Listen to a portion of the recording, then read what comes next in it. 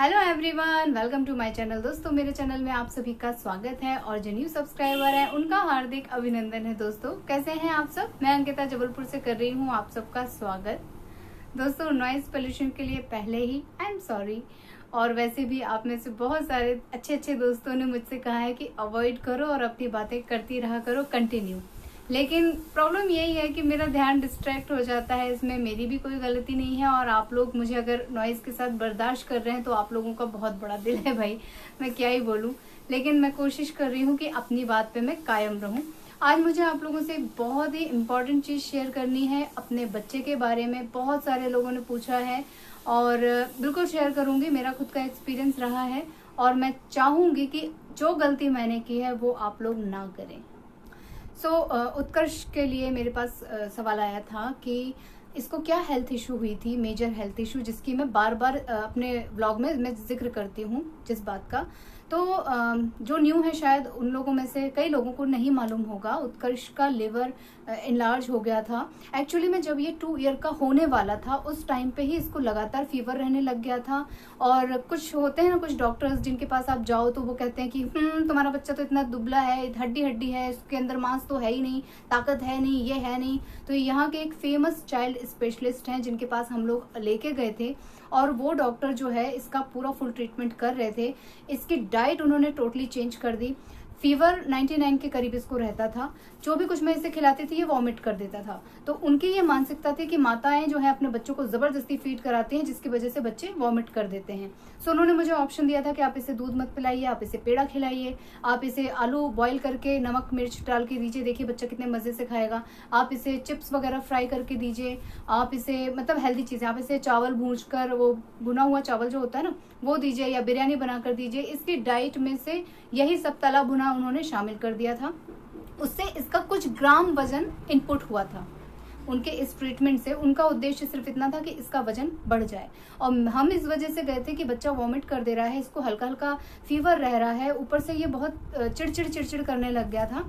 तो हम इस वजह से उन डॉक्टर के पास गए थे। सारे टेस्ट वेस्ट उन्होंने कराए और उन्होंने बोला कि नहीं, इसका पहले वजन बढ़ाओ, खुद ब खुद ये भूख लगेगी मांग के खाएगा, और दूसरा इसको पेड़े खिलाओ। अगर 1 गिलास दूध का एक पेड़ा बनता है, आप इसे पेड़ा खिला दीजिए। आप इसे नाश्ते में सिर्फ चिप्स तल के दीजिए, और खाने में इसको केवल और केवल चावल दीजिए, मतलब जिस चीज़ से फैट बढ़ता है, और दूध में केला। आप सबको मैं कई बार बोल चुकी हूँ ना कि अगर फैट बढ़ाना है, मोटे होना है, तो लोग बोलते हैं कि बनाना शेक लेना चाहिए। तो जैसे ही मैं इसे बनाना शेक देती थी, ये बुरी तरह जो है पूरा दिन भर का खाया पिया बाहर निकाल देता था। वो उन्होंने फिर बाद में बंद करा दिया। उनको लगा कि शायद कफ की वजह से ये सारी प्रॉब्लम हो रही है। बट धीरे धीरे ये सारा ट्रीटमेंट हमने कम से कम 1 महीने किया होगा, और इसका लिवर जो है वो इनलार्ज हो गया। इसके पेट में पानी भर गया था। बच्चा 2 साल का भी नहीं था, मदर फीड लेता था ये। उसके बाद उन्होंने इसे एक हॉस्पिटल में एडमिट करा दिया। हॉस्पिटल का भी ये था सिस्टम कि माँ को एकदम अंदर नहीं आने दिया जाएगा, बच्चा अकेला रहेगा नर्स के भरोसे। ऑब्वियसली एज अ मदर मेरी बहुत मुश्किल हालात हो गए थे वो उस समय। क्या करूं, बच्चे को कैसे अकेला छोड़ दूं? बच्चा बोल भी नहीं सकता है ठीक से, अपनी बात रख भी नहीं सकता है। खैर, मन कड़ा करके भेजा वहाँ, बहुत सारी ड्रिप्स वगैरह लगा दी, पट्टी वट्टी बांध दी, और हमने वहाँ पर एक हॉस्पिटल में रूम ले लिया। हम लोग वहाँ 5 डेज रहे हैं, और इसे लगातार 3 टाइम फीवर के इंजेक्शंस चले हैं। और खाने में वही इसको दिया जाता था। हम लोग उबला हुआ आलू घर से मंगाते थे, उपमा मंगाते थे, बिस्किट्स, मुने को बिस्किट्स, और मदर फीड उन लोगों ने मना कर दिया था। ठीक है, 5 दिन लगातार इसका ट्रीटमेंट चला है। 6वें दिन उन्होंने बिना इंजेक्शन के, बिना फीवर वाले इंजेक्शन के और मेडिसिन के इसको ऑब्जर्व किया है। 1 दिन बुखार रिपीट नहीं हुआ और उन्होंने डिस्चार्ज दे दिया है, और 25,000 का बिल हमें चिपका दिया। हम घर आए हैं, 1 हफ्ता भी नहीं बीता है, बच्चे की फिर से वही हालत शुरू हो गई। क्यों? क्योंकि जो लिवर इनलार्ज हुआ था, जो पानी भरा था, उसका तो उन्होंने ट्रीटमेंट किया ही नहीं था। फिर हम गए आयुर्वेदिक सेक्शन में, जहाँ मैं बहुत डरते डरते गई थी क्योंकि मेरा विश्वास इतना नहीं था। उन्होंने इसकी फाइल खोली और गेट के बाहर फेंक दी।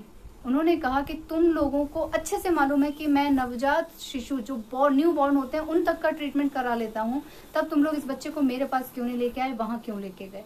उन्होंने फाइल देखते ही फेंक दी, और कम से कम हम लोग 3 घंटे उनके दरवाजे पे बैठे हैं, तब उन्होंने इसके ऊपर हाथ रखा है। और वो जो उन्होंने हाथ रखा है, मेरा बच्चा आज की डेट में इसका लिवर से लेके हर चीज़ बैलेंस्ड हो गई है। उन्होंने कहा सिर्फ और सिर्फ दाल रोटी, इसके अलावा बच्चे को कुछ मत खाने दो। तो वही मेरी चिंता कि डॉक्टर साहब बच्चा तो खाता ही नहीं है, ये वो। उनने कहा 1 टाइम नहीं खाएगा, 2 टाइम नहीं खाएगा, लेकिन उसके बाद वो खुद मांग के खाएगा। तुम्हें मेरी बात पे विश्वास नहीं है, मैं तुमको लिख के दे रहा हूँ, लिखित ले लो मुझसे कहीं पे। और यही हुआ। उसके बाद ये बच्चा 1 हफ्ते में 4-4 रोटियां खा लेता था। इसको इतनी भूख लगती थी, सिर्फ रोटी नमक लगा कर दे दो, क्योंकि ऑयल वगैरह सब कुछ उन्होंने बंद करके रखा था, दूध उन्होंने बंद करके रखा था, आलू वगैरह सब कुछ इसका बंद करके रखा था। मैं सिर्फ नमक लगा के हल्का सा आटे में डाल के इसको दे देती थी, ये पुंगी बना के उसे खा लेता था पानी के साथ, और दाल रोटी खिलाती थी, जो भी कुछ मतलब जब इसे भूख लगती थी तो मैं जैसे इसको खिलाती थी ये खा लेता था। और धीरे धीरे जब इसका इम्प्रूवमेंट शुरू हुआ, वो लगातार इसके टेस्ट कराते थे, ब्लड टेस्ट, स्टूल टेस्ट, ये सारे टेस्ट इसके होते थे। तो मेरा बच्चा इतने साल हो गए, मैंने फिर कभी किसी डॉक्टर का मुंह नहीं देखा है। तो ये मेरा एक्सपीरियंस हमेशा मैं बताती हूँ। इसे टाइफाइड था, इसका लिवर जो इनलार्ज हो गया था, पानी भर गया था, अंदर स्वेलिंग आ गई थी, बहुत तरह की चीज़ें हम लोगों ने फेस। एज अ मदर मेरा कलेजा कांप जाता था रिपोर्ट्स देख के, लेकिन जैसे जैसे इसका ट्रीटमेंट आगे बढ़ा है, बच्चे में इम्प्रूवमेंट आया है, तो मेरा जो है, मुझे लगा कि भगवान मिल गए मुझे डॉक्टर के रूप में। जो भी मैंने दुर्दशा देखी होगी वो मैंने आप लोगों को बताई। और ये पॉइंट मुझसे एक मदर ने ही पूछा है, क्योंकि उनके बच्चे को देख के भी लोग इसी तरह कहते हैं कि बच्चा बहुत दुबला है, आप बच्चे को खिलाते पिलाते नहीं हो, और जब वो जबरदस्ती करते हैं तो उनका बेबी जो है वो वॉमिट कर देता है। आई थिंक उनका बच्चा 4 ईयर समथिंग का है।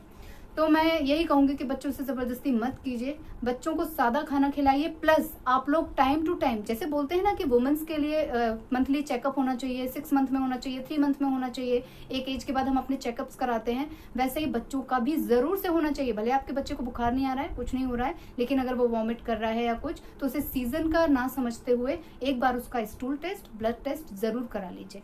बच्चों को भी तरह तरह के इन्फेक्शन हो जाते हैं ना, जब वो मेजर रूप ले लेता है तब हम घबराते हैं, डॉक्टर के पास भागते हैं। उसमें भी डॉक्टर हमें कितना घुमाता है वो मैं आपको बता चुकी हूँ। दूसरी बात ये भी एक सामने आती है कि बच्चे स्कूल जाते हैं, उनको चॉकलेट्स ऑफर होती हैं, टॉफीज ऑफर होती हैं। तो देखिए, मेरा तो बच्चा जब 2 साल का भी नहीं था तभी उसके ऊपर ये गाज गिर गई थी, तो मुझे मेंटेन करने में प्रॉब्लम नहीं हुई। मैंने इसे वहीं पे शुरू से ही इसके अपब्रिंगिंग में डाल दिया था कि नहीं बेटा ये चीज नहीं खाते हैं, नहीं तो पेट दर्द होता है, ये होता है, वो होता है। तो बच्चे ने कभी खाया ही नहीं। जब ये 6 ईयर का हुआ है, इसने पहली चॉकलेट मुंह में रखी थी। मुझे अच्छे से याद है जब ये 5 ईयर का होने वाला था, उससे पहले जितने भी बर्थडेज पड़ते थे मैं इसको यही प्रॉमिस करती थी कि जैसे ही आप 5 ईयर के हुए बेटा, डॉक्टर दादाजी ने कहा है कि आप सब कुछ खा सकते हो। जैसे 5 ईयर का हुआ तो मैंने इसे थोड़ा थोड़ा कुछ जो होता है ना, गुलाब जामुन वगैरह, वो सब खिलाना शुरू किया था, बहुत थोड़ा थोड़ा। बच्चे ने पहली बार ये सब चीजें खाई थी, फ्रूट्स इसने कभी नहीं खाए थे।